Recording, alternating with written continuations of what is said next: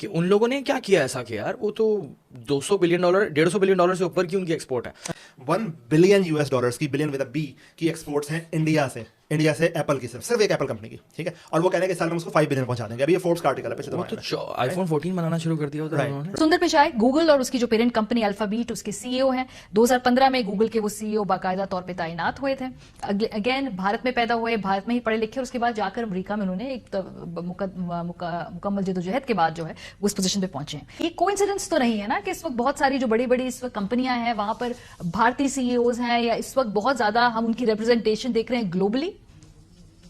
दोस्तों, पाकिस्तानी मीडिया इंतहाई अहम मुद्दे को डिस्कस कर रहा है। जैसा कि मैंने पहले आपको बताया कि पाकिस्तानी मीडिया सिर्फ और सिर्फ भारत को लेकर ही हर वक्त डिस्कशन करता रहता है, और पाकिस्तानी एंकर सिर्फ भारत को ही डिस्कस करते हैं, चाहे भारत की इकनॉमी हो या भारत की फौज। पाकिस्तानी मीडिया हमेशा इन दो चीज़ों से ही ऑब्सेस्ड रहता है। आज की वीडियो में भी पाकिस्तानी मीडिया यही कुछ डिस्कस कर रहा है, तो वीडियो को स्टार्ट करते हैं। मगर उससे पहले मेरे चैनल को सब्सक्राइब और बेल के बटन पर लाजमी प्रेस कीजिएगा।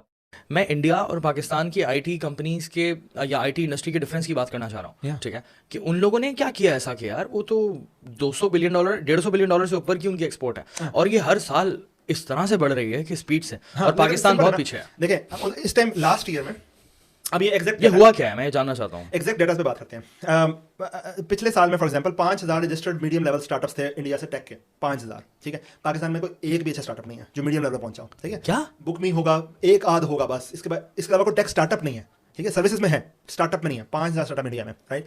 $1 बिलियन की, बिलियन विद अ बी की एक्सपोर्ट्स हैं इंडिया से एप्पल की, सिर्फ एक एप्पल कंपनी की, ठीक है। और वो कह रहे हैं कि साल में उसको 5 बिलियन पहुंचा देंगे। अभी ये फोर्ब्स का आर्टिकल है पिछले, वो तो आईफोन 14 बनाना शुरू कर दिया होता है उन्होंने। राइट। और हमारे पास हमारी टोटल आईटी साइज जो बेस्ट फिगर आज तक मुझे कोट हुआ है ना, वो $4 बिलियन का। मेरे ख्याल से ये थोड़ा एग्जैजरेटेड इतना है नहीं, लेकिन $4 बिलियन का है, बेस्ट एस्टिमेट है ये।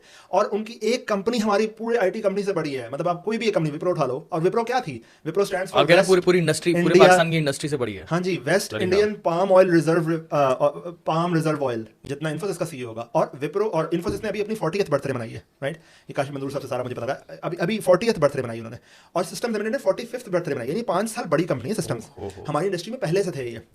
हम फेल क्यों हो रहे हैं? एक तो हमारी एजुकेशन सिस्टम ने हमें फेल किया, क्योंकि 1963 में आईआईटी बॉम्बे ने कंप्यूटर साइंस डिग्री शुरू कर दी थी। हमारी फास्ट ने कब शुरू की? 1990s में शुरू की गालिबन। और ये सारी तकरीबन 30 साल लेट हमने कंप्यूटर साइंस में पहली बात तो आए, ठीक है। हमारे आईटी ग्रेजुएट्स कितना प्रोड्यूस होते हैं साल के अंदर? 20,000, 30,000, 27,000, 50,000, बस इतना ही। इंडिया में 8.5 लाख ग्रेजुएट सिर्फ कंप्यूटर साइंस का प्रोड्यूस, आईटी टेक की बात नहीं कर रहा, सिर्फ कंप्यूटर साइंस कोर।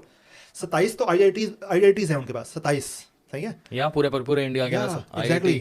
और आईआईटी बॉम्बे जो है टॉप 50 यूनिवर्सिटीज में आता है वर्ल्ड की। मुझे नहीं पता कि आईआईटी की लेवल की कितनी यूनिवर्सिटीज हैं हमारे पास।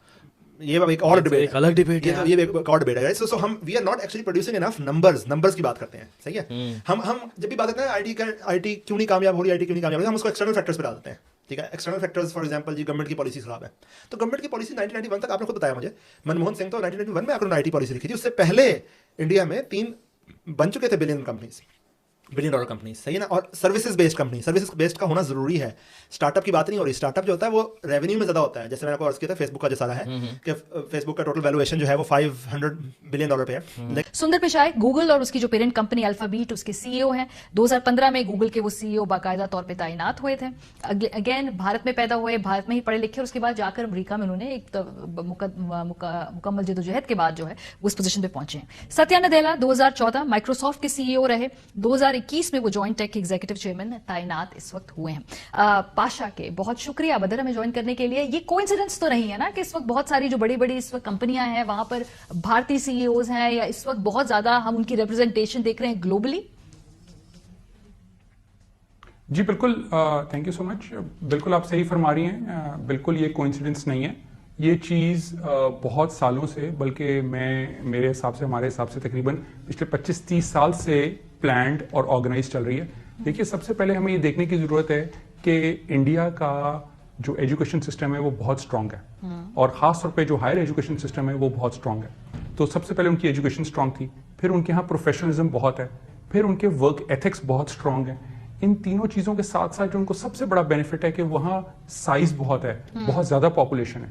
अगर आप उस पॉपुलेशन के एंगल से देखें तो ये अभी एक बहुत थोड़ा प्रोपोर्शन है जो इस वक्त आप सीईओ लेवल पे देख रहे हैं या सी लेवल पे देख रहे हैं अमेरिका में।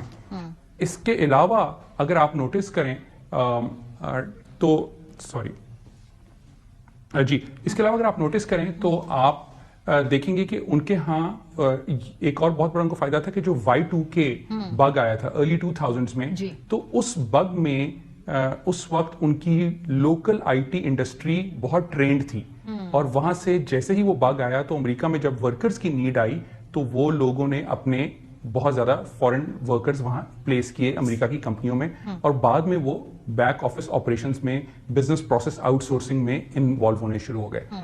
उसके बाद याद रखें हमारे यहाँ 9/11 का सिलसिला शुरू हुआ, हमारी कंट्री की पीआर खराब हुई, मगर उनके प्लेस्ड जो वहाँ टीम्स थी, जो वहाँ एम्प्लॉयज थे, वो लोग ग्रो करना शुरू हुए, और आहिस्ता आहिस्ता वहीं पढ़ाई कर कर वो अब इस वक्त सी लेवल तक पहुंच गए। सही। और हम इस चीज में कुछ तकरीबन 15-20 साल कम से कम पीछे हैं। अच्छा। मगर इसमें एक चीज ऐड करता चलूं कि पाकिस्तान पीछे जरूर है, मगर हम लीप फ्रॉग कर सकते हैं, हम बहुत जल्दी आगे जा सकते हैं। ये एक सवाल